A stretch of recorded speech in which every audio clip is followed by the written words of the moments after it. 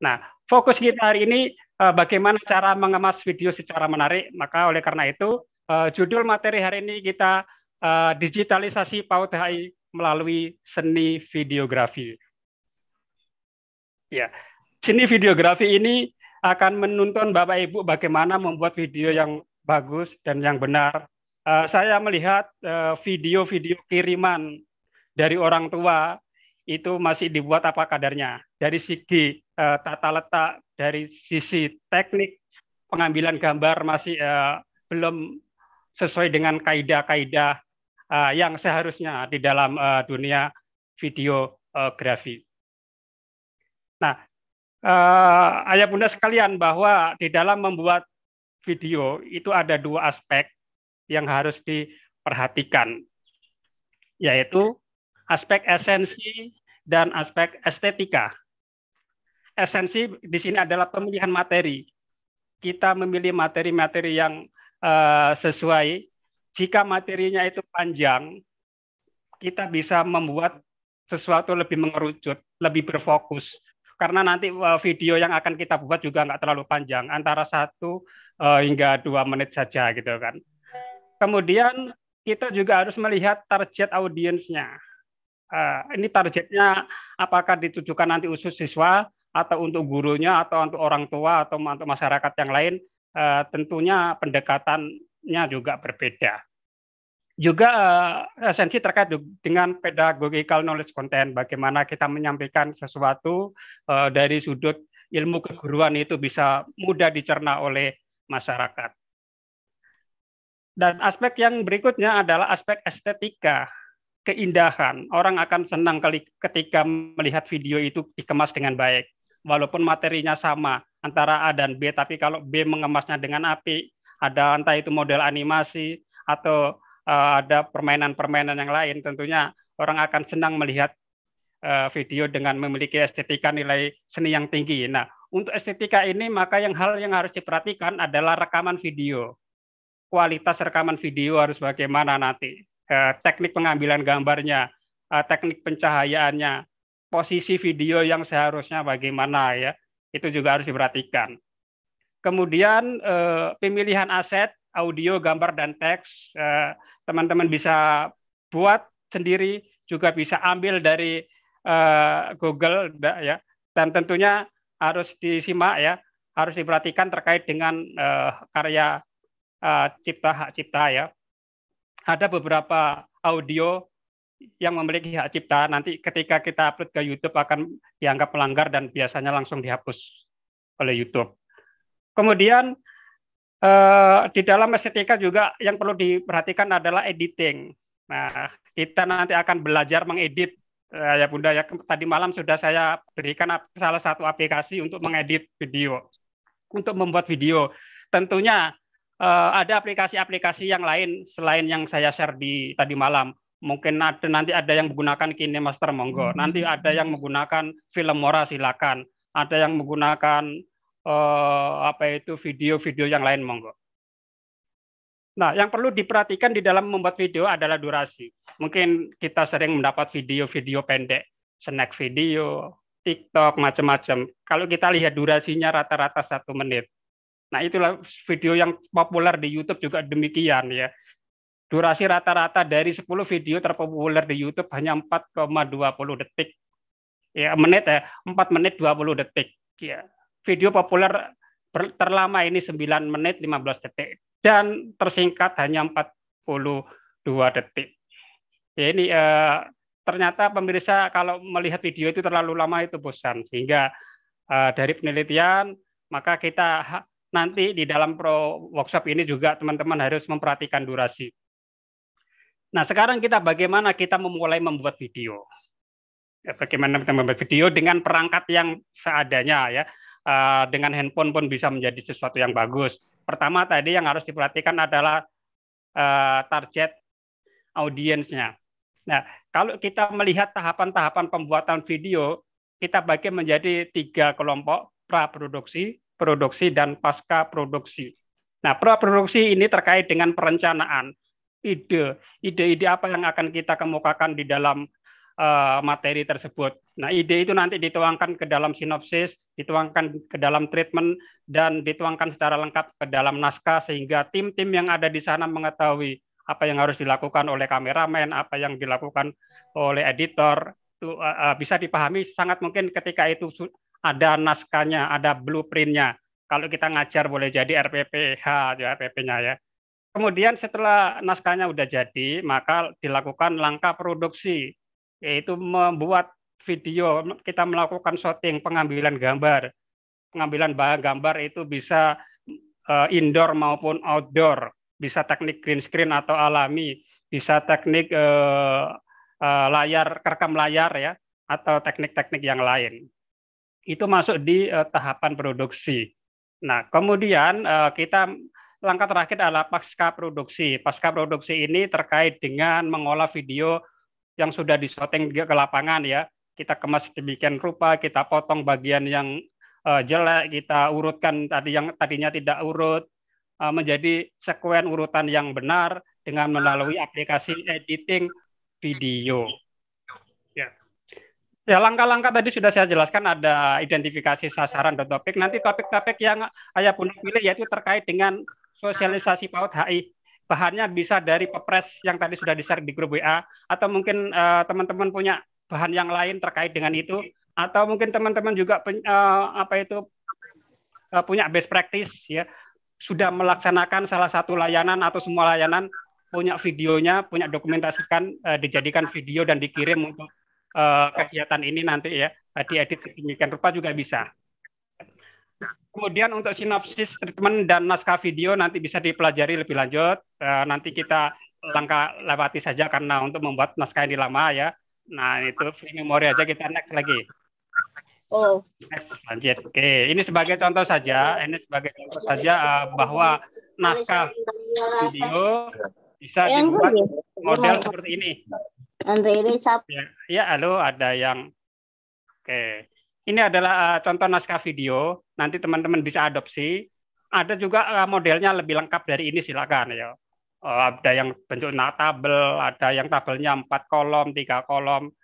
Itu variasi. Yang penting di situ ada menyatakan skenario yang keberapa, kemudian videonya muncul apa, narasinya muncul apa, durasinya berapa, itu muncul di sana. Juga ada kadang yang di situ dituliskan di dalam skenario itu cara pengambilan gambarnya, kadang ada juga dituliskan. Tapi minimal formatnya seperti ini sudah mencukupi, bisa sebagai panduan bagi kameramen, editor maupun talent-talent atau pemain di dalamnya. Oke, lanjut.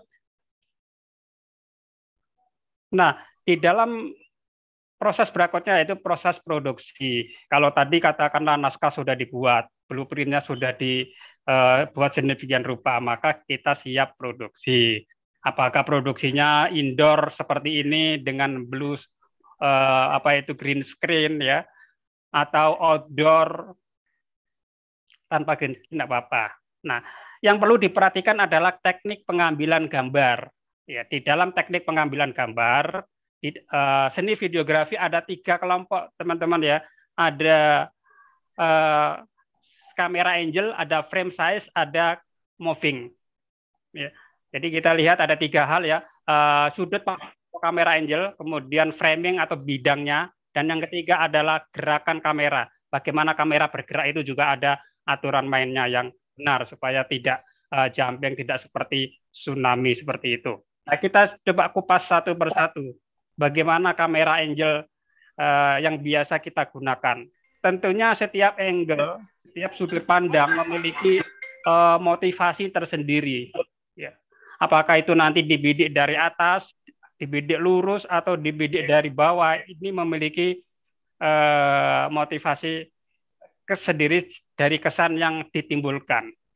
Nah, kita mengenal beberapa istilah di dalam sudut pandang. Ada sudut pandang bird eye view, artinya sudut pandang mata burung.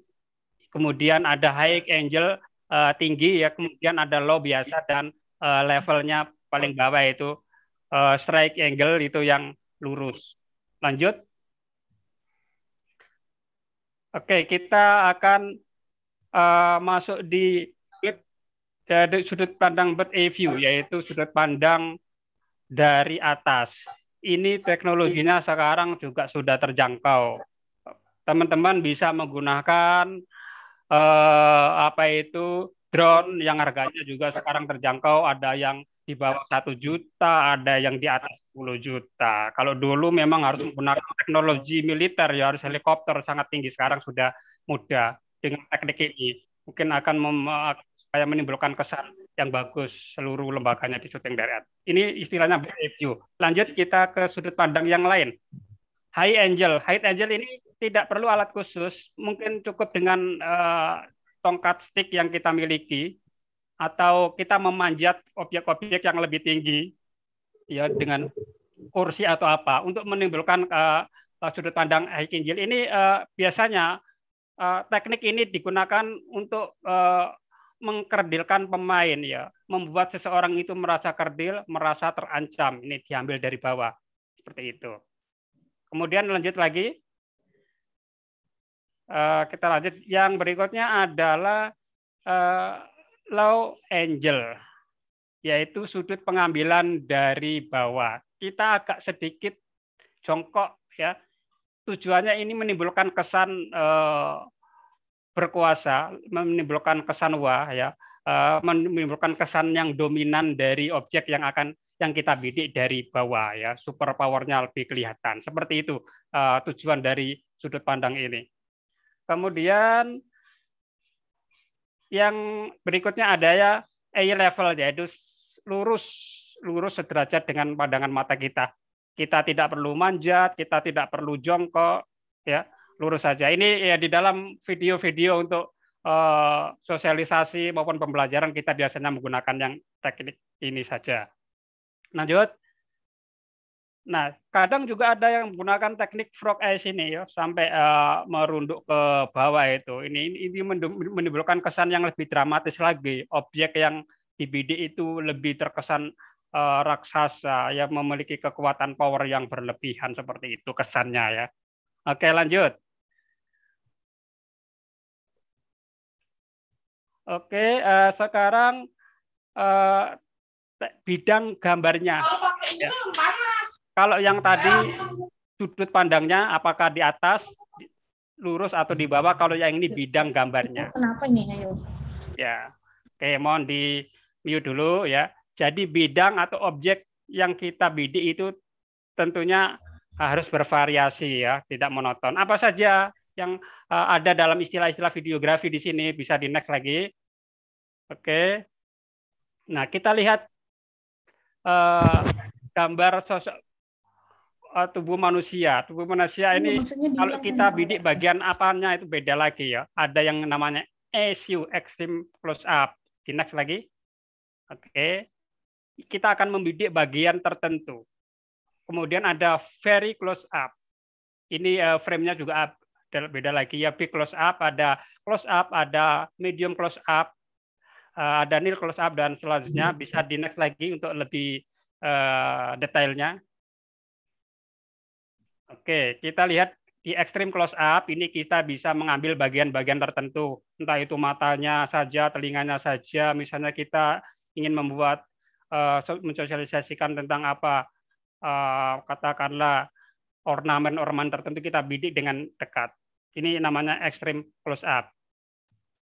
Berikutnya ada lagi yang disebut very close up. Jadi mulai dagu sampai dahi ini sudah nampak, ya. Kalau tadi hidung saja atau gigi saja atau mata saja, ini sudah nampak seluruh wajah. Very close up. Lanjut.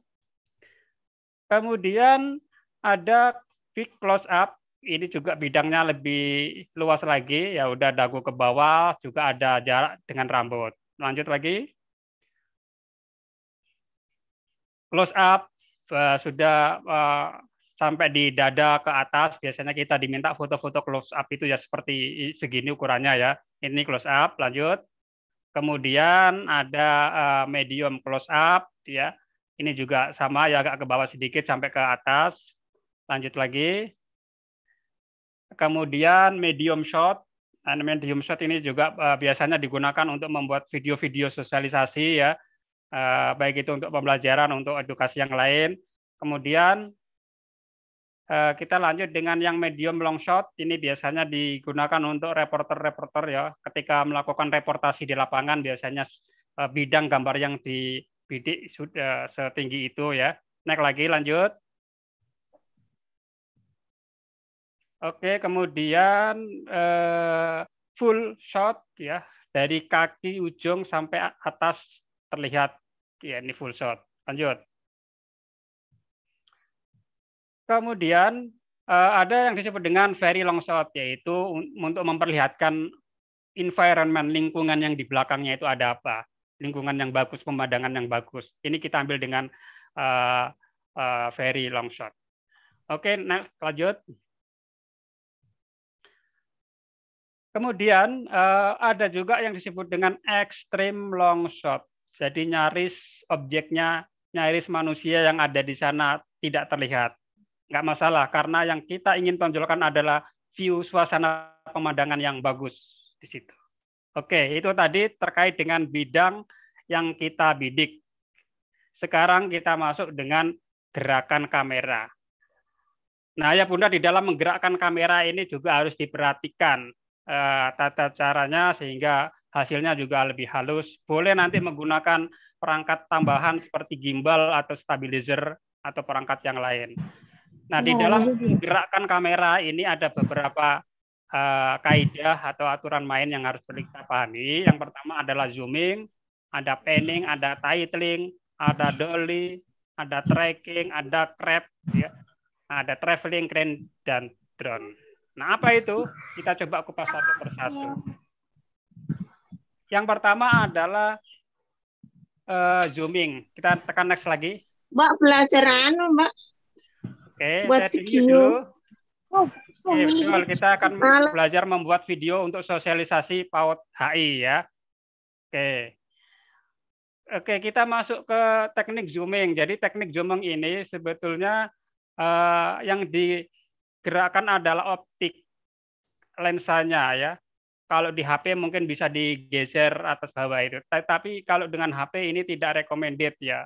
Karena teknik zooming ini kalau dilakukan dengan HP akan menghasilkan gambar dengan resolusi yang kurang bagus. Ya, kecuali kita menggunakan kamera semi profesional atau kamera profesional yang lensanya bagus, tinggal diputar-putar jauh dekat.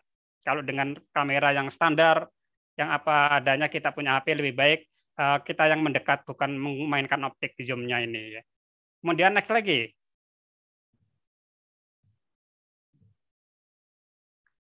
Ya, teknik gerakan kamera yang lain adalah panning. Panning ini menggerakkan kamera ke kiri dan ke kanan. Ke kiri dan ke kanan dengan sumbu yang sama. Ya, kita bisa menggunakan tripod, kita geser kiri ke kanan untuk membidik objek-objek yang luas, ya, sehingga tidak tercover semua, perlu dibelokkan kiri kanan dengan satu sudut yang sama. Lanjut. Berikutnya adalah dengan teknik titling. Titling ini untuk menggerakkan kamera mendongak ke bawah atau ke atas dengan sudut yang sama.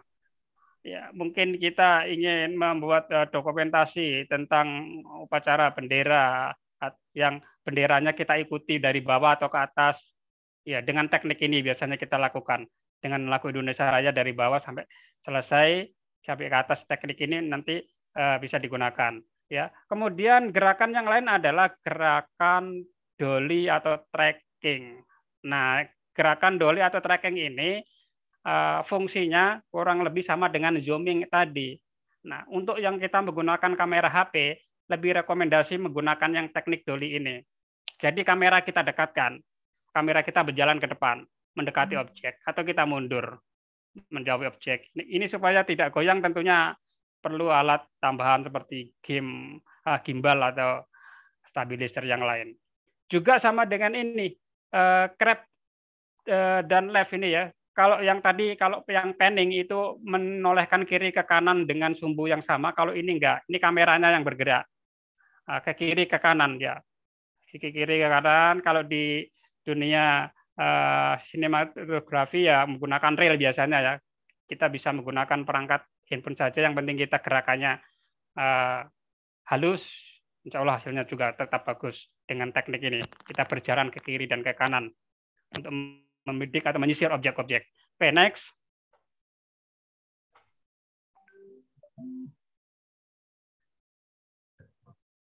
Oke, kita lanjut ke gerakan kamera yang lain, yaitu bisa di next lagi, yaitu sudah ya. Oke, dilanjutin. Oke, jadi tadi ada bisa kita maju mundur atau kiri kanan atau atas bawah. Sekarang yang juga tidak kalah penting adalah pencahayaan ya. Tata cahaya ini penting ini karena dengan cahaya kita bisa jelas melihat benda dengan nyata, bisa menimbulkan kesan malam, kesan hujan dan suasana lainnya dengan cahaya. Next.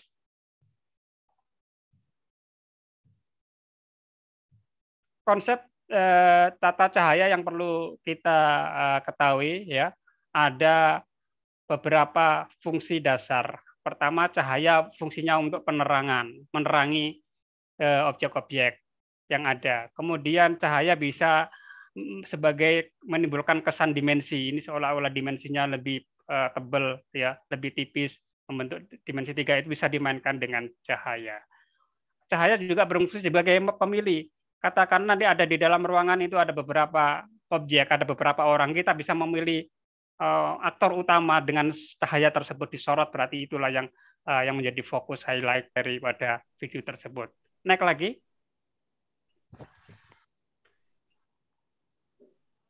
Oke, fungsi dasar cahaya tadi sebagai penerangan ada dijelaskan tadi ya. Untuk lanjut lagi, next.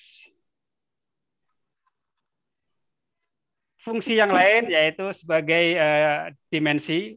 Tata cahaya ini mencitrakan kedalaman sebuah objek ya. Dimensi dapat diciptakan dengan membagi ya sisi gelap dan sisi terang sehingga menimbulkan kesan perhatian dan pengaruh dari tersebut. Juga terkait dengan pemilihan ya, ini akan penonton akan memilih melihat siapa itu, biasanya juga menggunakan teknik cahaya ini disorot.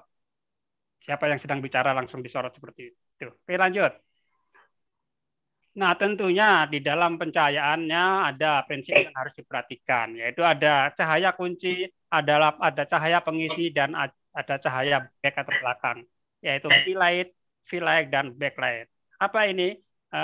Kita lihat fungsinya masing-masing. Nah, ketika kita mengambil gambar dalam sudut ruangan seperti ini, di mana posisi backlight itu ada di belakang, kemudian key light-nya ada di pojok sana ya, kira-kira 45 derajat, kemudian fill light ini juga mengisi bagian belakang supaya tidak terjadi bayangan yang berlebihan, dan nanti kameranya ada di posisi situ. Nah, ini titik pencahayaan teman-teman bisa gunakan ketika shooting dengan ruangan yang gelap dan tertutup. Tetapi kalau itu tidak mungkin, ya boleh kita menghadap jendela, kita menghadap pintu rumah, sudah cukup dengan cahaya alami saja, tidak apa-apa. Naik lagi.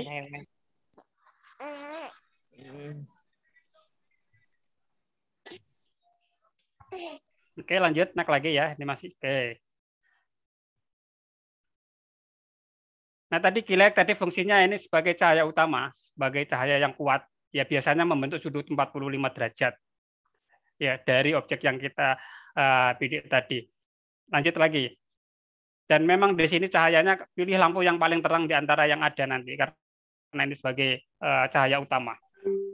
Kemudian fill light ini ditempatkan sisi berlawanan dari subjek ini. Sumber cahaya ini tidak seterang yang fill light tadi karena hanya digunakan untuk mengisi bayangannya supaya tidak menimbul bayangan yang berlebihan ya. Maka ada fill light-nya tadi. Naik lagi.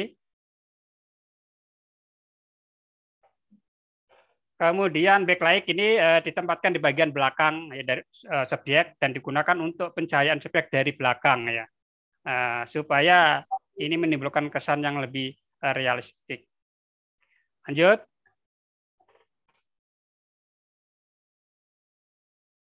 Oke, masih backlight, masih lanjut lagi ya. Jadi background light ini atau backlight nanti juga bisa diperankan ketika kita menggunakan peralatan ini. Ya, ini biasanya standar bisa digunakan untuk standar untuk produksi video baik untuk pembelajaran atau dokumentasi, perkawinan, pernikahan dan lain-lain bisa menggunakan ini ya. Prinsip pencahayaan ini. Coba next lagi. Oke, cahaya juga bisa berupa buatan seperti tadi.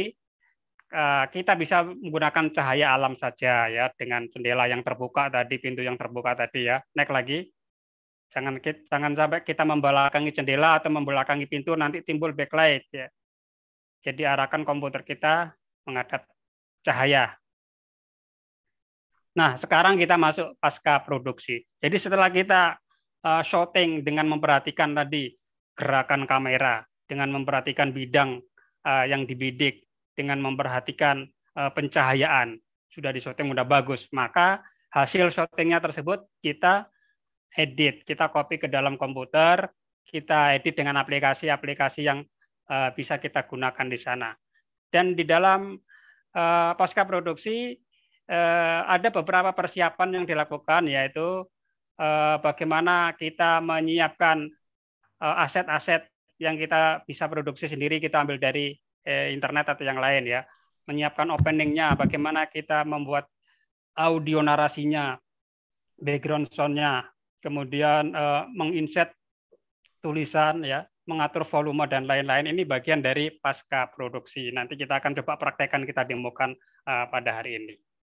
Juga mungkin fitur-fitur seperti transisi, kemudian teknik-teknik zoom in, zoom out, ini juga perlu kita perhatikan ya, di dalam membuat video. Nah, yang terakhir kita melakukan rendering, yaitu finish, yang sudah kita olah sedemikian rupa menjadi urutan sekuen yang sesuai, audionya udah pas, visualnya sudah pas, maka kita lakukan finishing atau yang biasa disebut dengan rendering, atau juga bisa disebut dengan export ya, export video atau rendering atau finishing dan lain-lain. Naik lagi, lanjut.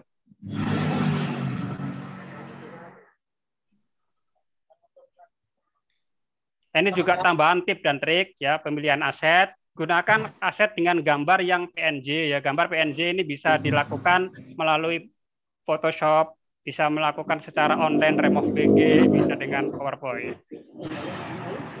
Atau dengan aset background yang lain ya, green screen ya, fitur-fitur tambahan ya, ini bisa disesuaikan. Next lagi.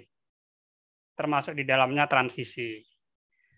Oke, itu saja konsep dasar bagaimana seni videografi yang nanti teman-teman bisa buat untuk bagaimana kita bisa membumikan PAUD HI melalui video ya. Oke, hari ini kita akan praktek ya, membuat video. Nanti teman-teman juga nanti ada tugas untuk membuat video, yaitu membuat video pendek saja ya, 1 atau 2 menit yang bertema PAUD HI. Iya, yang pertama PAUD HI. Mungkin teman-teman sudah banyak yang sudah bisa membuat video pembelajaran ya, silakan gitu kan. Nah, ini nanti gunakan tema PAUD HI dengan materi yang sudah di-share di grup. Nah, video tentang apa ini yang diambil ini, boleh dalam bentuk video konsep pemahaman. Apa sih PAUD HI? Bagaimana sih layanan ini? Apa sih peran masing-masing pihak? Itu konsep. Atau maupun video dalam bentuk best practice. Mungkin ayah bunda sudah melakukan 5 layanan HI di lembaganya dan punya video dokumentasinya. Boleh itu nanti dibuat videonya, diolah sedikit rupa, ditambahkan narasi, ini menggambarkan apa, ini bagian dari layanan apa, ini video best practice. Jadi boleh video best practice, jadi yang sudah dilakukan di lembaganya, atau video konsep apa dan bagaimana itu PAUD HI. Durasinya nggak panjang, 1-2 menit. Kemudian unggah nanti videonya ke dalam akun YouTube masing-masing dan diberi tanda tagar ya, sosialisasi PAUD HI dan Himpaudi Kaltim. Tanda tagar di sini fungsinya adalah ini untuk mengelompokkan. Selain untuk mengelompokkan, juga untuk memudahkan dalam pencarian. Kalau kita mencari sosialisasi PAUD HI atau mengelompokkan video PAUD HI, coba nanti kita cek di YouTube dengan kata kunci yang kita akan buat ini, nanti akan ketemu. Walaupun ini nanti dibuat oleh guru-guru se-Indonesia dengan tagar yang sama, nanti akan terkumpul di tempat yang sama, walaupun beda akun ya. Walaupun beda akun, dengan teknik ini video tersebut akan ngumpul di tempat yang sama sehingga mudah dilihat.